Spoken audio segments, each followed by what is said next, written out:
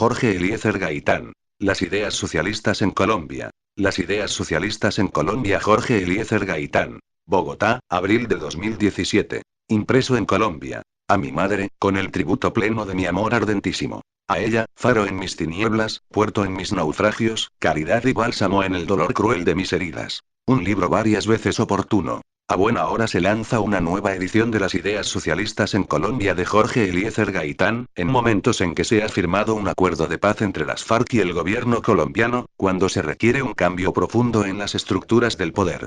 Cambio en lo económico, lo político y lo social, para que sea dable construir una paz sostenible, con equidad, desarrollo social y justicia. Una respuesta a esta necesidad histórica está aquí, en los planteamientos de Gaitán, que con análisis científico y no simplemente empírico, nos demuestra que se requiere la instauración del socialismo en Colombia para lograr la equidad, la justicia y el desarrollo social, idea que completó, en el transcurso de su lucha, planteando la necesidad de implementar una democracia directa para sustituir la democracia representativa como única fórmula para alcanzar las metas del socialismo. Esta publicación aparece igualmente de manera oportuna cuando la ciudadanía comienza a ser escéptica frente a la democracia representativa, ideada a raíz de la Revolución Francesa por y para la burguesía. Una concepción política que se propagó por el mundo occidental con el erróneo criterio de ser la única y verdadera forma de democracia. En realidad es un sistema político limitado a un reducido segmento de la población, en el que periódicamente la ciudadanía delega, en forma absoluta, sus derechos cívicos para que los ejerzan plenipotenciariamente los elegidos. El voto equivale entonces a la firma de un poder general de la ciudadanía a quienes han de fungir como sus apoderados. Esta obra de Gaitán se publica nuevamente en el preciso momento en que los mismos promotores y gestores del capitalismo salvaje, dominante a nivel mundial, están haciendo saltar las alarmas por el proceso inevitable que lo está autocarcomiendo, al concentrar en forma explosiva la riqueza, tanto en lo individual como entre naciones. Ve igualmente la luz esta nueva edición de las ideas socialistas en Colombia cuando el Estado adelanta una campaña sistemática y rigurosa. En un ensayo titulado La sangre de Gaitán publicado en 1998, Restrepo le propone abiertamente a los colombianos que asuman el papel de sepultureros del recuerdo del líder popular, arguyendo que es premisa indispensable para alcanzar la paz. Álvaro Uribe Vélez, siendo presidente, acogió la idea y la implementó, en proceso que no ha cesado.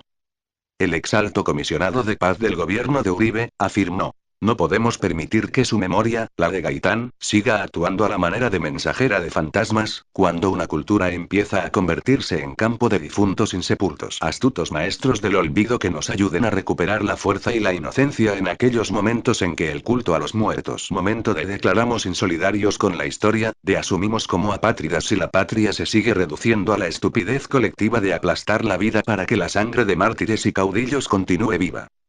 Con la lectura soterradamente prohibida de las ideas socialistas en Colombia, que con esta edición vuelve a circular, seguramente se alzarán muchas voces para decir que el socialismo ya no es válido, en contraposición con lo que pregonaba Gaitán, y afirmarán que la prueba es que cayó el muro de Berlín y se desintegró la Unión Soviética. Dirán que el socialismo ha fracasado. Es inexacto. Lo que ha fracasado es el modelo implementado por quienes pretendieron interpretar a Marx ateniéndose más a las afirmaciones deterministas de su teoría que al análisis científico y profundo que hizo de las estructuras propias del capitalismo, a partir del cual es dable generar modelos socialistas diversos, adecuados a cada cultura, que permitan el éxito económico y la plena democracia. Aquí está la respuesta para corregir la falencia fundamental que hasta ahora ha impedido el éxito de los modelos socialistas ya realizados. El no haber incorporado la cultura como factor determinante en las relaciones de producción, lo que se explica porque el marxismo es un análisis científico gestado en el siglo XIX, antes de que se conociera el valor determinante del subconsciente en las relaciones de producción y en las acciones y maneras de proceder de los seres humanos, tema que Gaitán desarrollará a lo largo de su vida, en la teoría y en la práctica. Al referirse a la cultura precisó Gaitán su significado diciendo: entendemos por cultura, no la adquisición de conocimientos decorativos y vagamente educativos, sino un régimen de convicciones que rigen realmente la existencia de un pueblo. Este, con sus condiciones peculiares, es el supuesto humano sin el cual no es posible la cultura, porque perder de vista la vida afectiva del hombre y sus ineludibles urgencias es, precisamente, la negación de la cultura. Cultura no es lujo, es pura y esencialmente una necesidad vital, es menester imprescindible de la vida humana, es adquirir conciencia de sus convicciones y del medio histórico en que se actúa, es elevar su nivel de vida de acuerdo con su tiempo. Gaitán desarrolló en la práctica sus ideas descritas en su escrito, adecuándose a la cultura existente en Colombia, como lo hace el artista que se adapta al material con el cual va a trabajar su obra. Por ello dirá desde el capítulo 1 de este libro. Los hombres providenciales dejan de serlo en cuanto traten de crear en contra de la idiosincrasia mesológica, o sea, en concordancia con el medio, condiciones y cultura en que viven. Es por ello que dirá que, siendo socialista, ingresará al Partido Liberal para, desde allí, gestar el socialismo. Así lo explicará en su momento, señalando que el ser liberal o conservador en Colombia no era asunto de ideas sino de apego atávico a un calificativo. La afiliación a uno u otro partido, que aún queda como remanente, se componía de partidarios inmersos en una cultura tradicionalista, carente de contenido ideológico, marcado fundamentalmente por factores emocionales, netamente hereditarios. Por ello dirá. Profesamos, pues, con marcado convencimiento y empinado entusiasmo, las ideas que corren a través de estas páginas, mas no podríamos considerarnos como militantes en nuestro país de un partido socialista, entre muchas otras razones, por la muy sencilla de que tal partido no existe. Subrayará poco después que lo importante de un frasco no es su rótulo sino su contenido. Pensaba que la mejor manera para lograr el cambio en aquel momento no era creando un partido socialista, sino que el pueblo se tomara el partido liberal y se uniera a él el pueblo conservador para convertido en el partido del pueblo. Así dirá después de la avasalladora victoria electoral de 1947, cuando en marzo de ese año el gaitanismo derrotó ampliamente a los partidos liberal y conservador. En los pueblos conservadores hemos tenido por primera vez muchos votos. Eso tiene importancia.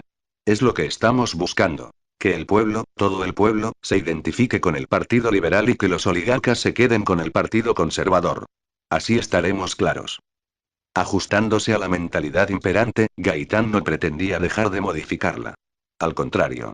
Así como el escultor se adecúa a la materia que trabaja, no menos cierto es que procede a modelarla según sus propósitos. Por ello, al proclamar más adelante la necesidad de instaurar una democracia directa, en la cual fuera posible que floreciera una economía funcional que, para sus propósitos, era socialista, señalará la importancia de trabajar en el cambio de una cultura que erradicara lo que él calificaba de quistes psicológicos, sinónimo de prejuicios. Dirá. Lo que queremos es la democracia directa, aquella donde el pueblo manda, el pueblo decide, el pueblo ejerce control sobre los tres poderes de la democracia burguesa. El ejecutivo, el legislativo y el judicial y que, además, garantice la equidad en el aspecto económico.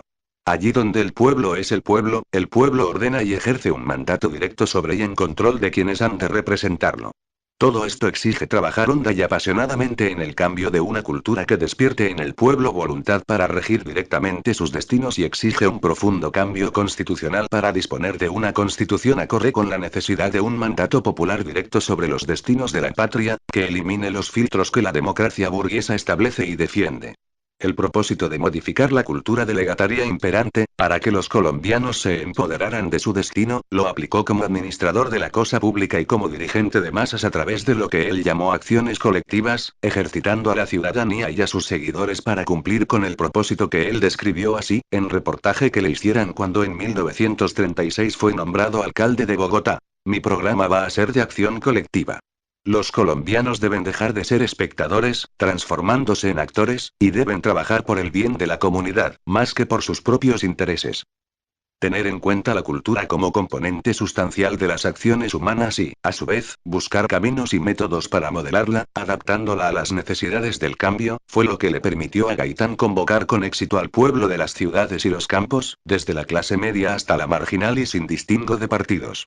Así fue como, siendo una herramienta vectorial de su batalla política, logró conformar el mayor movimiento de masas con que hasta nuestros días haya contado Colombia, alcanzando a convertirse en la más fuerte corriente política de su época, que avanzaba inexorablemente hacia la toma del poder. No hay duda que fue y es la clave del éxito del gaitanismo el colocar la cultura como columna vertebral de la organización y de sus tácticas y estrategias. Es este eje fundamental lo que hizo posible el avance incontenible del pueblo hacia el poder bajo la orientación de Jorge Eliezer Gaitán. Así que, para rendirle homenaje a su memoria, en desarrollo de la Ley 45 de 1948, se proyectó y diseñó el Exploratorio Nacional, un parque temático que tiene como objetivo continuar la tarea de trabajar la cultura para lograr el cambio. El proyecto se basa en las premisas y herramientas propias de la ingeniería cultural, cuya aplicación configura el instrumento más contundente para forjar una cultura lúcida, plenamente consciente de los derechos políticos, sociales y económicos de los ciudadanos, como plataforma indispensable para lograr el cambio. Esta fuerza poderosa de la cultura, como herramienta de cambio y progreso colectivo, atenta contra el statu quo imperante, lo que explica los múltiples obstáculos que se han interpuesto para impedir la puesta en marcha del exploratorio nacional, al que se le ha pretendido desviar de su esencia, que es el tema de la cultura trabajada con las herramientas de la ingeniería cultural al alcance del pueblo. Muchos dirán que ya pasaron los tiempos en que las ideas de Gaitán fueron válidas. Precisamente no. Todo lo contrario, Gaitán fue un teórico visionario que se adelantó a su tiempo. Por eso mismo no lo comprendieron, incluyendo a muchos de sus seguidores, que lo admiraban y respetaban sin interpretar la profundidad revolucionaria de sus ideas. Pero hoy, cuando la gente se ha desilusionado de los antes llamados jefes naturales, cuando no cree ya en que la democracia representativa defiende sus intereses, cuando el capitalismo salvaje está en crisis a nivel mundial y una corrupción rampante está rompiendo los diques interpuestos por el negacionismo, las ideas de Gaitán son una luz al final del túnel. Demuestran que sí hay alternativas, pero que para lograr el objetivo hay que realizar profundas metas de cambio y no simples reformas superficiales del sistema. Además, nos enseña que los revolucionarios debemos trabajar seria y científicamente nuestra formación teórica, desechando las ideas sueltas con caminos erráticos sujetos a la coyuntura. Lo contrario fue el caso de Gaitán, quien en este libro, que legitima la instauración de un socialismo adaptado a nuestro medio, nos señala que la corrupción es un mal endémico del capitalismo y no un hecho casual y que el sistema mismo no está en capacidad de solucionar.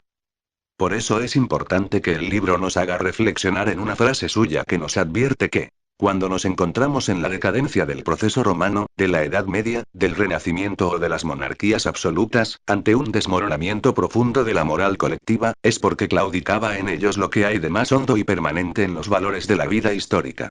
Y por eso erramos al afirmar que la inmoralidad acabó con aquellas civilizaciones. No. La inmoralidad era apenas el índice de que se estaba clausurando internamente el ciclo histórico de cada una de aquellas civilizaciones.